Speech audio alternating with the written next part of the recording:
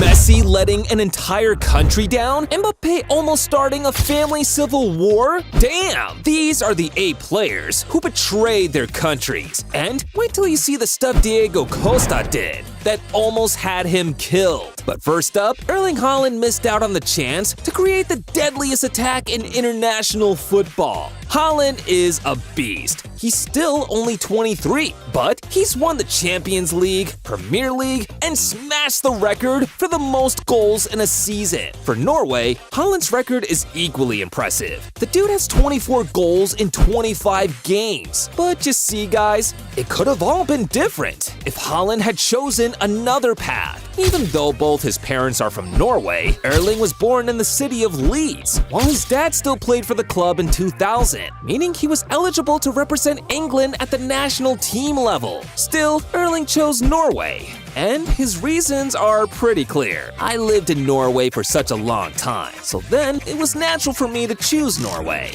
Imagine Haaland, Kane, and Rashford in the same England team, man. They'd have defenders pissing themselves. It's easy to understand why Haaland chose Norway, but for Jamal Musiala, it was the ultimate betrayal. Jamal's case is pretty interesting. His dad is a Nigerian who moved to Germany and got married to Jamal's mom, and that's where he was born, in Stuttgart. But when Jamal was just 7, they moved to England, and Jamal joined the Chelsea Academy to develop his skills. Immediately, the national youth team coaches saw Jamal play. They knew the kid was talented, and soon, Jamal was already linking up with ballers like Jude Bellingham and Phil Foden in the England under-17s. Everyone thought he was going to be part of the next generation of England ballers, but in 2021, just before the start of the Euros, Jamal decided to play for Germany because he was born there, and according to him, it felt right. Talk about shattered dreams. The English fans were crushed, but at least they weren't losing out on both ends, because while Jamal decided to leave, they had another next-generation baller itching to get some Three Lions action. Bukayo Saka isn't your typical English name, and that's because both his parents are from Nigeria. His parents migrated to London in the 90s, and Saka was born there in 2001. From an early age, the kid showed signs of becoming a real talent, and he represented England at all youth levels until it was time to choose what national team he wanted to play for. Saka was born in England, so his decision should have been natural. But it wasn't that easy, man, because the Nigerian FA were pressing on him to come play for them, and even sent officials to convince him. England wasn't going to give up on Saka that easily, so they too had conversations with him. And once Saka heard Gareth Southgate was planning on calling him up to the national team,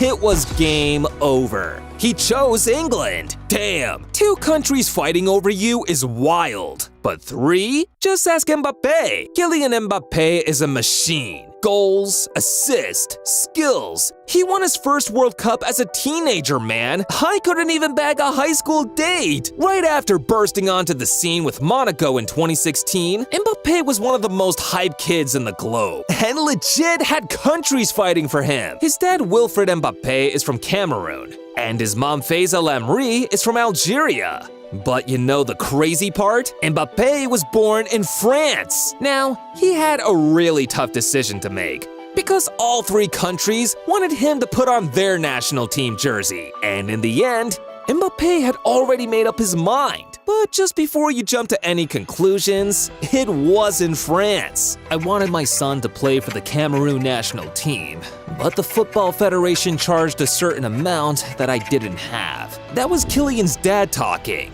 And because of that, Mbappe decided to play for France instead. With 1 World Cup, a Golden Boot, and a UEFA Nations League title later, I guess it's safe to say he turned out alright. Can't say the same for Messi though, because if he'd chosen differently, he could have ended the GOAT debate in 2010. Back when he was just starting out in the early 2000s, Messi was already showing the whole world how talented he was. And because of this, there was some serious heat about his international future. By this time, the dude who drafted Messi's first contract at Barca, Carles Reixac, wanted Messi to stay in Spain all his career, so he began pushing to the Spanish FA to get Messi on the national team. But Messi's form had already attracted Argentina's attention, and once they found out the stuff Reixac wanted to do, they immediately arranged 2 under-20 friendlies against Paraguay and Uruguay, just so Messi could make his debut. And after scoring 3 goals in these 2 games, he got promoted to the under-20s, under-23s, and then the senior team. According to Messi himself, picking Argentina was a no-brainer. But just imagine Leo in that epic Spanish team that won the Euros in 2008 and 2012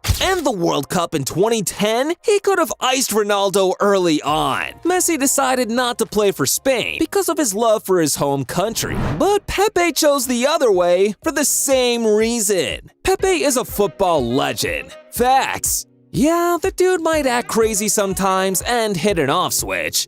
I mean, seriously, who would want to get into an argument with him? But the truth is, he's one of the greatest defenders of his generation. When it comes to international football, Pepe is one of the first names for the Portuguese national team and is still going strong even at 40. But there's just one catch. He isn't even Portuguese. Well, technically at least, because he was born in Brazil and only moved to Portugal as an 18-year-old on trial at Marítimo Funchal. But after seeing how kind the people of Portugal are and falling in love with the country, Pepe accepted the offer to play for the other Seleção in 2007 and hasn't looked back ever since. He since then won the Euros and the Nations League and even became the oldest player to score in the World Cup after a thumping header against Switzerland in the round of 16 last year. Pepe ditched Brazil because of the love from the other side. But for Diego Costa, it was all out of pure hate. Diego Costa is one of the most controversial ballers in the history of the game. And in 2013, he reached the height of it. See, Costa was born in Brazil and was automatically up for the Brazilian national team selection.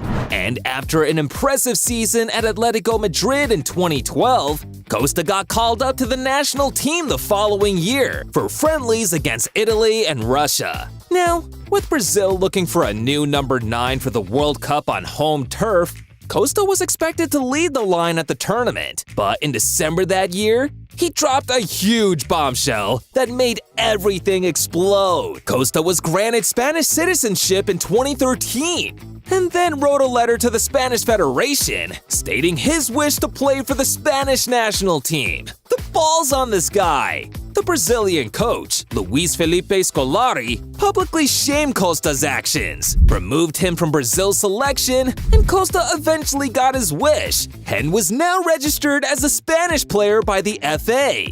See guys, not every baller switching countries is like Costa. Some dudes don't have a choice. And for Alphonso Davies, the only reason he switched national teams is because they saved his life. Alphonso Davies was born in Ghana, but at the 2022 World Cup, he was the captain of Canada.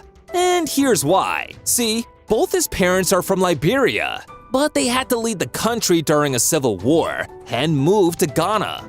Over there, the conditions weren't any better. And according to Davies himself, they sometimes had to carry guns for their safety. Davies and his parents eventually migrated to Canada, and after settling in, he quickly began developing his football skills, got signed to the Vancouver Whitecaps, and from there, got the move of a lifetime to join Bayern Munich.